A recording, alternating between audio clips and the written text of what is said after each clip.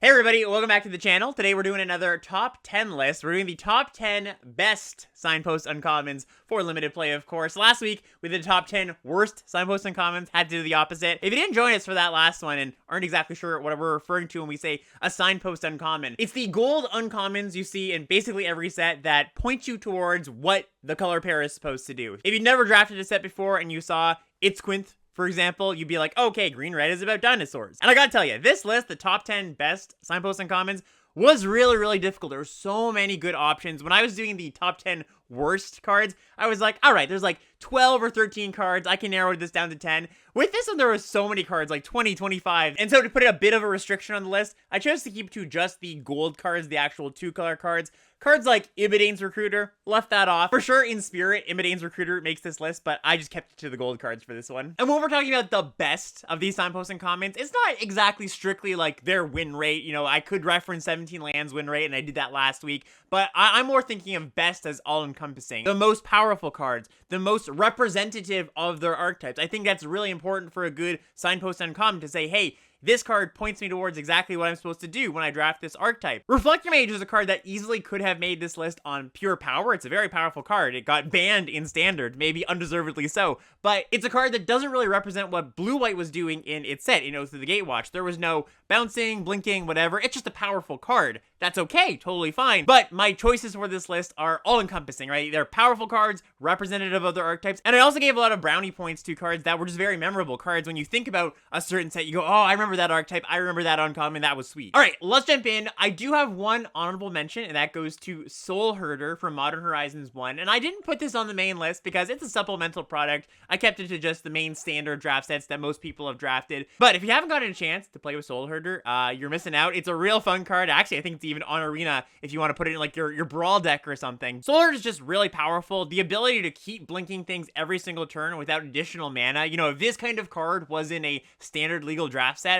I'm pretty sure they'd make you pay mana. It'd be like, on your end step, you can pay 2 mana or something. They wouldn't just give it to you for free, and that's what makes this card so powerful. In a card that supports a blinking archetype, only as good as the things it's blinking, and it just so happened that Modern Horizons had a lot of really good things to blink. Something like a Manowar, just bouncing your opponent's best thing each turn. Something like a Pondering Mage, casting Ponder each turn. And I also want to draw your eye to the top line of text that says, whenever a creature is exiled from the battlefield, put a +1/+1 counter on Soul Herder. And you think, okay, it grows once every turn, but that counts anything leaving the battlefield. So if you have an Ephemerate, for example, that'll trigger it, and then it'll trigger it again on your upkeep. Winds of Abandon, if you're so lucky to have this card, when you cast Winds of Abandon, exile all your opponent's creatures, your Soul Herder is going to get a counter for every single thing you exile. So yeah, just a really sweet card, wanted to call it out. Now on to our actual list. Coming in at number 10, we've got Baloth Null from Oath of the Gatewatch. So this one's going a few years back at this point. I imagine, you know, maybe half the people watching haven't played with this one, haven't drafted Oath of the Gatewatch. I would say about half the time in sets where black-green cares about the graveyard, the theme of black-green just doesn't pan out very well, or the signpost uncommon for black-green doesn't work that well. And I think the reason for that is that when you're dealing with graveyard mechanics, you have to be very careful, because if there's one player just like messing around in their grave, have a bunch of cards they can cast from their grave, kind of using their graveyard as a second hand, and the opponent doesn't have a way to interact with that, it can feel very unfair. It can feel like, well, I'm just sitting there, I can't like discard their stuff, I can't kill their stuff, they're going to keep bringing it back or reanimating things, unless you have targeted graveyard hate, which is maybe a sideboard thing, or maybe you're playing a format where you do maybe sometimes play that stuff in the main deck. You're going to be out of luck versus some person who's doing all those graveyard shenanigans, right? And so generally what that means is that they tend not to push the reanimation stuff, the graveyard matter stuff. Reanimation is another thing they're very careful with, because they don't want to make reanimation spells that are too cheap, because that just really breaks the mana system in a lot of ways, especially in Constructed. But Baloth Null, I think, was a really good middle ground. It's powerful, and it definitely feels like a Golgari card, right? Cares about the graveyard, grinding a little bit. But in contrast to something like Polukranos Unchained, which of course is a mythic, but all the escape cards, I think, from Theros Beyond Death had a little bit of this, where if your opponent just like had a full grave, you're like, well, I can kill their Polukranos, and then it just comes coming back and coming back and coming back, or any escape card.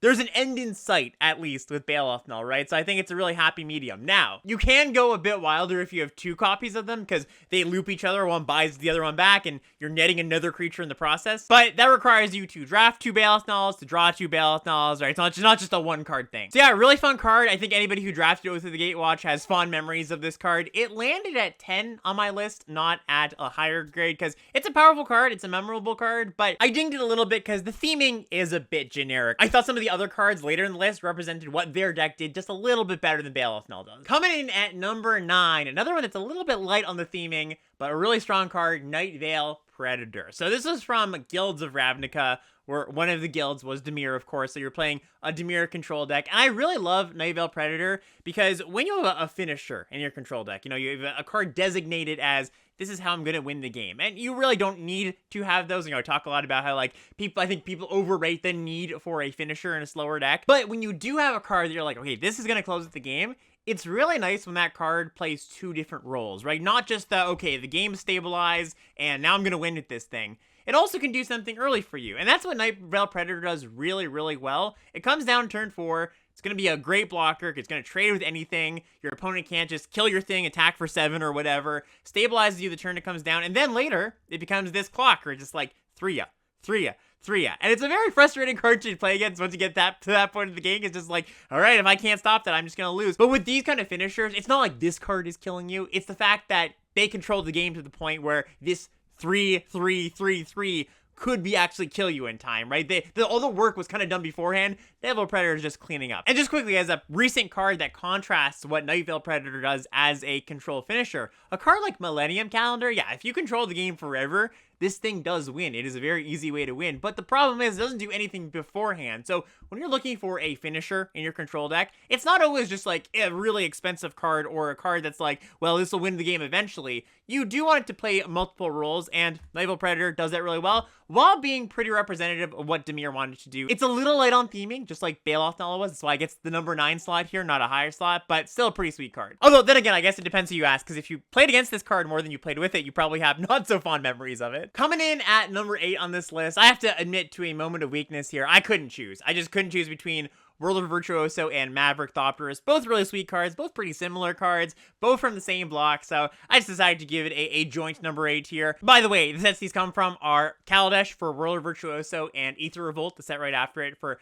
Maverick Thopterus. And the thing I like about these cards is they're a pretty familiar type of card, right? They're just like the Printing Champion, Oltek Cloud Guard, Dunlin Crabane, these cards that, you know, mind you, these cards have been printed like 5-6 years later than our Kaladesh friends here. These cards were kind of ahead of their time. And the cool thing with both of these are they're just generically good, right? World of Virtuoso is 3 mana for a 2/3 plus a 1/1. Maverick Thopterus, 5 mana for a 2/2 plus 2 1/1 flyers. Like, those are just really, really good rates, but it scales from there. You could build around it even further. You might even go as far as to put like a Woodweaver's Puzzle Knot, which is not a very good card, in your deck if you have multiple Virtuosos. Same goes for the Thopterus. Sure, 5 mana for this card is fine, but if you can power it out on turn 4, or heck, in some situations you can get it on turn 3 if you go like 1-drop artifact into like Servo Schematic or something, then you're really, really doing it. And especially with Inventor's Goggles, you were able to go like, play this on 1, convoke it on turn 4, auto-equip the goggles to my Thopterus, so you have a 3/4. So really nice little synergies there. And of course, both these cards very much told you what you wanted to be doing with these decks. I wish they made payoffs a little bit more like this. And when I say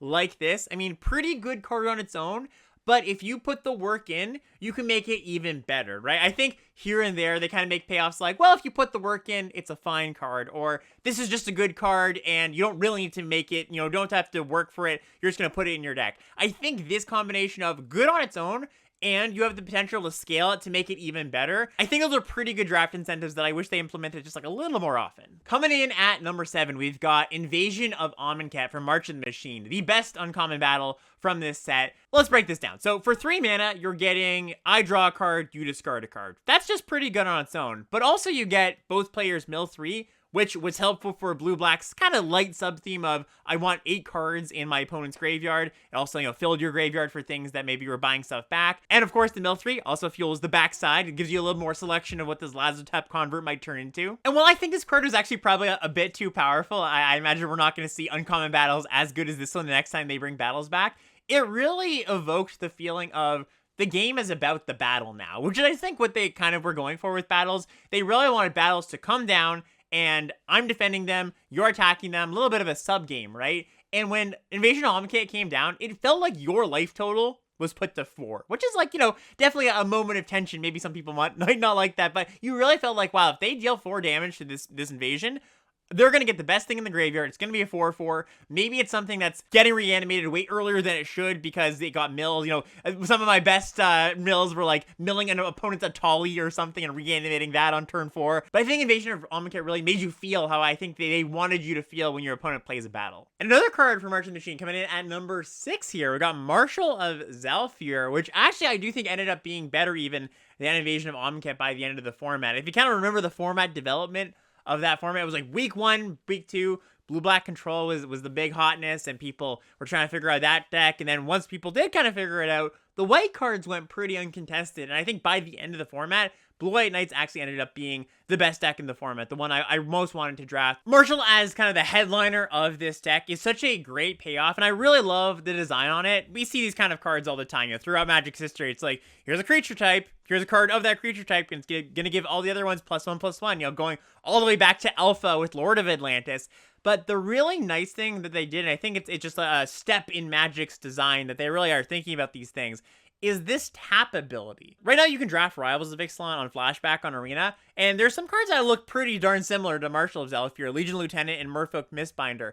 But the tap ability on Marshal of Zhalfir, obviously he makes them more powerful, but the thing about cards like Legion Lieutenant and Merfolk Mistbinder is you never really wanted to get them into combat, unless the board was just totally clear. So they end up kind of just playing out more like enchantments that just sit there and you hope your opponent doesn't remove at some point. With Marshal of Zhalfir, though, you're actually still using the card. You're actually doing something because they know, yeah, generally you don't get these cards in the combat, so they just kind of sit there. They give you a bit of additional utility, which I think is a really great design choice. So yeah, you've got a generically powerful card. You know, these 2-mana Lord effects generally are just good cards. Plus, it was in the best deck. Plus that little added ability of the tap ability, which was very relevant, right? You know, your aggro decks tappers are great because you can go end of turn, tap your thing. On my turn, tap your other blocker, just get in for a bunch. So just the whole pack, which is really nice, coming in at a solid number 6. And another Kaladesh entry on this list, number 5, Cloudblazer. This is a fan favorite. I think mostly just because it's so fun to cast. Also because it's a throwback to another fan favorite, Muldrifter. And what you lose in the flexibility of being able to evoke Muldrifter, you gain in the gain too. One of the more successful templates for a powerful limited card is just a decent body that comes in and draws cards. And, you know, Cloudblazer is a little bit on the small side, but it has flying, so that does make up for it a little bit. And gaining 2 life, you really love pairing life gain with card draw, because when you draw cards, you gain life, you have more time to then deploy those cards. You're not going to be stuck with a bunch of cards in hand as your opponent kills you. And I really like this as a payoff for a blinking deck, because you could just have Cloudblazer in your deck. You could just put it in a blue-white deck with literally nothing that blinks. But when you have that light bulb moment as you're drafting, you're like, oh, I could pick up more blink things like Wispweaver Angel and Acrobatic Maneuver. And Cloudblazer doesn't specifically say, oh, I want to be blinked. But that Eureka moment, I think, is really important for like good draft formats, right? Just being like, oh, whoa, I see how that works. And it's not a complicated synergy by any means. Anybody who's played a blinking deck before can see that. But you do feel pretty clever when you're like, ooh, last pick Acrobatic Maneuver, because it's not a card many people want. I can play that because I've got 2 Cloudblazers in my deck. So yeah, Cloudblazer is one of the more simple cards in the list, but you know, simple designs are great. I think we're in the need of more simple designs these days. Cards are pretty wordy, which I actually don't mind too much personally, but I do think that a good simple design like this really shines through. Coming in at number 4 is Bladehold Warwhip from Phyrexia All-Be-One. So at the beginning of this video, I said win rate is not the end-all be-all. That's not exactly how I'm ordering the cards in this list. But this card and the next card, I had to give some props to, because win rate definitely still matters on this list when I'm talking the best Signpost Uncommons. And if you look on 17 lands, Bladehold Warwhip was one of the top 10 performing cards in the entire set, rares, mythics included. Just a phenomenal card. 3-mana 2/2 double strike is such a fantastic stat line because it comes down on turn 3 and makes your opponent basically not be able to attack unless they have a removal spell or a combat trick that lines up well against 2/2 worth of double strike, which is pretty hard a lot of the time. So what happens in your games a lot of the time is you play a Warwhip on turn 3, and maybe your opponent was also beating down, you know, they're also an aggro deck, but you stop. You just go, nope, you're not attacking unless you really do something about this. You kind of stop the flow of their attacks, and then you untap, and you've got this extremely scary double striking creature that, any pump spell means that they're not going to win combats, and double strike 2/2 is already difficult in combat to deal with, but if you have a pump spell, if you have a removal spell, this card just becomes so dangerous. And then if they do deal with this creature, this 2/2, you can just equip this to something else. This isn't an exclusive feature to Bladehold Warwhip, but just when you're evaluating cards, look for cards that do that. And maybe not on first glance as reading them, but in game when you have that feeling of, they played that card, I can't do anything, I can't attack into them because it's a really good blocker, and then when they untap, they get to bash me for a lot. Usually, cards are good at one or the other, blocking or attacking, especially when, they're as cheap as Bladehold Warwhip. But the fact that you have a card that does both so well can really flip the script on the game. I haven't even mentioned the other ability here, which is your equipment costs 1 less to activate, and that actually mattered a lot too, because there were a lot of 1 and 2 mana 4 Mirrodin equipments. And just quickly on the 4 Mirrodin mechanic, really great way of implementing equipment. In the past few years, they've tried to find ways to make equipment good and limited, and I think that 4 Mirrodin is a really cool way to do it, just coming with a body attached to it. Definitely, maybe some tuning could be done on cards like this, but the concept is good, and I do hope they bring it back. All right, moving into the heavy hitters. Coming in at number 3 is Bloodtithe Harvester from Crimson Vow. So just like Bladehold Warwhip, this was another top 10, top 15 card in the entire set. And Crimson Vow was a set with a lot of really busted rares and mythics. Bloodtithe Harvester just kind of does it all, right? It's a 2 mana 3/2, so it's already overstatted. It comes with a blood token, and as we know, anything that comes with a little trinket, a little token, is going to be pretty good, and blood was one of the main mechanics of the set. And it also is a removal spell on top of it. What doesn't this do? It attacks and blocks, and then as the game goes on, it turns into a removal spell once your 3/2 is not that relevant. One of the reasons I think this card performed so well in Crimson Vow, aside from just being a great card and being synergistic and being in a very good deck as well, is that in a format that's mostly about bombs, right? In a Prince format, the ones where most of the games are going to come down to a bomb, you want 2 things to combat that. You want to be aggressive so that you can kill them before their bomb comes down, or you want removal. And this is both, right? If your opponent has a 6 mana bomb in hand, this thing can pressure them really well so they might not get to the 6 mana, but then if they do, maybe this just kills it. This card's actually a little bit of the inverse of what we were talking about when we were talking about Nightveil Predator as a control finisher, that's its main role, but it also can attack and block in the early game if you need to. Same with this. I see Bloodtithe Harvester as a really good threat, something you really want to play on turn 2, start attacking, but then later, after you can't do that, you get to kill something. And of course, just to add to the pedigree of this card has seen constructed play in multiple formats, Standard, Pioneer. It's even made it to the Vintage Cube, though I think they've taken it out since. Just the card's got a lot going for it, a lot of cred to its name, coming in at number 3 on the list. All right, coming in at number 2, and if you've been following along, maybe anticipating some of the top cards, this might give away what number 1 is, but coming in at number 2, we've got Dovin's Acuity from Ravnica Allegiance. And what was so cool about this card is it wasn't just pointing you towards what you're supposed to be doing in blue-white, which is clearly a blue-white control deck. It's kind of what Azorius is doing in a lot of Ravnica sets. But it was its own deck. This was the card that you were building around. It wasn't you slot this in and it'll make some sense. You are building your entire deck around this engine. And if you haven't played with this card before or against it, you weren't around for Ravnica Allegiance, what you want to do with this card is just fill your deck with as many instants as possible, as many removal spells. And Ravnica Allegiance was pretty well equipped to have this card kind of tick. We had stuff like Arrester's Admonition, Summary Judgment, Sphinx's Insight. So you just draw a bunch of cards, gain a bunch of life, keep picking up Acuity. You get out of range of any aggro because you just keep gaining, draw. You never ran out of action. And in the best versions of this deck, you just played 0 creatures. It's a hard control deck. And that's why I think it's so cool, because in Limited, there have been so few examples of just hard blue-white or blue-black control like you would see in Constructed. And this deck played exactly like that while having a cool engine. So you might be wondering, if you didn't win with creatures, how did you win? Well, the main way was the card Clear the Mind, which is just a way to loop all of your cards, right? You just don't deck. They deck eventually, and if you have Clear the Mind, usually 1 copy was good enough, but if you really wanted to go deep and beat the mirror, you could have 2 copies so you could loop themselves. Or sometimes you just kill them with Thought Collapse, just milling them a little. You didn't need the Clear the Mind to win the game, but it was definitely a nice little insurance policy. Also, I want to take this opportunity to shout out a card that just narrowly missed this list. Dovin's Acuity's Evil Twin Disinformation Campaign, which was in the previous Ravnica set, Guilds of Ravnica, which kind of had a similar vibe. It was this 1-card engine that really just ground your opponent out of the game. This one cared about surveil cards instead of instants, but it was more of a card there okay, I'm going to put this in my blue-black control deck it wasn't really the whole plan like Dovin's Acuity was. So really, I just think masterful design on Dovin's Acuity. The one knock I would have against it is, this can be a pretty frustrating experience sometimes if you don't like playing against control decks, and this is very much like a control deck. But you gotta throw the people who like this kind of stuff some bones once in a while. I think we're actually due for another Dovin's Acuity level card. Part of my criteria, like I mentioned, is just memorability and how much you think about a certain card in the format, and I know this is a lot of people's favorite card, or just favorite draft archetype ever. And of course, coming in at number 1 is Zenith Flare. So what about this card makes it number 1? Well, it's a powerful card. If you haven't played with it, we're going to get into why it's powerful. It definitely points you towards the thing you want to do. You want to be cycling.